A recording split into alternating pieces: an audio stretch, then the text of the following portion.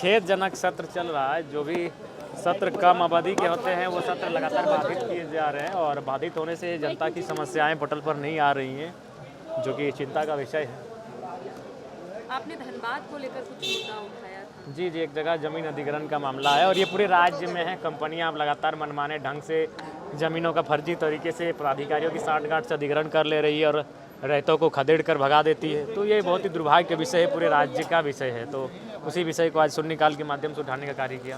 आपने कहा था अभ्यर्थियों का भी मुद्दा आप सदन के पटल पर जी, आज स्कॉलरशिप का ही मुद्दा हम सदन में रखने वाले थे, लेकिन क्वेश्चन रिपीट हो जाता है। जैसे जो पहला सवाल था मंगल कालिंदी जी विधायक जुगसलाए, उन्होंने स्कॉलरशिप का मुद्दा ऑलरेडी दिया हुआ था शून्यकाल में। तो फिर एक ही मुद्दे को 4-5 विधायक उठाते तो ठीक नहीं था, इसलिए मैंने मुद्दे को चेंज किया और अभ्यर्थियों का जो स्कॉलरशिप का मुद्दा है उसे बजट का जो बहस होगा उस पर रखने का काम करेंगे। आगे क्या रणनीति, कौन कौन से मुद्दे उठाएंगे आप? देखिए, मुद्दे तो बहुत सारे हैं, लेकिन सदन बाधित हो जा रहा है। जी, सदन बाधित होने के कारण मुद्दों को रख नहीं पा रहे हैं, जो कि चिंता का विषय है। का प्रयास है फैसला कि कम से कम स्टूडेंट के मुद्दों को मजबूती के साथ सदन तक रखा जाए, स्टूडेंट के मुद्दों को सड़क पर मजबूती के साथ रखा जाए। हम लोग प्रयास कर रहे हैं, बाकी देख ही रहे हैं आज क्या स्थिति है राज्य की।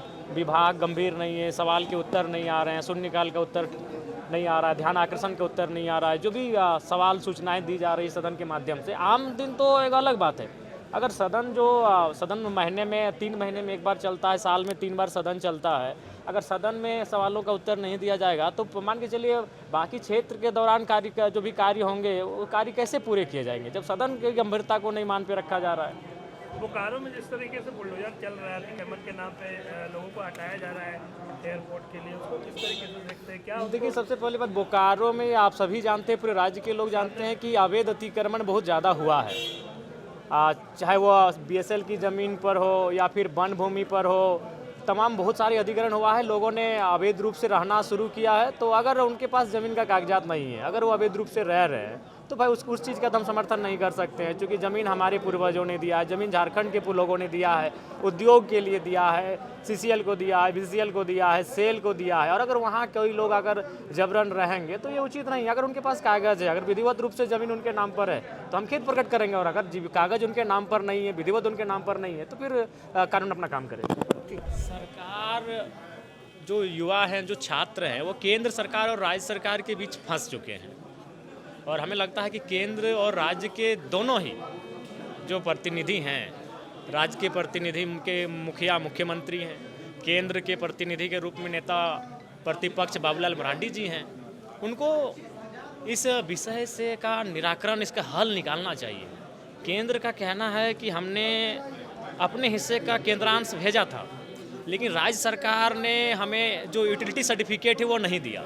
दूसरी बात, राज्य सरकार अपने हिस्से का 40% नहीं दे रही थी, तो इसलिए पैसे को वापस कर ले। जो केंद्र के नेता जिनसे मैं बैठ रहा हूँ, मैं उनसे भी पूछ रहा हूँ, क्योंकि मैं गंभीर हूँ इस विषय को लेकर।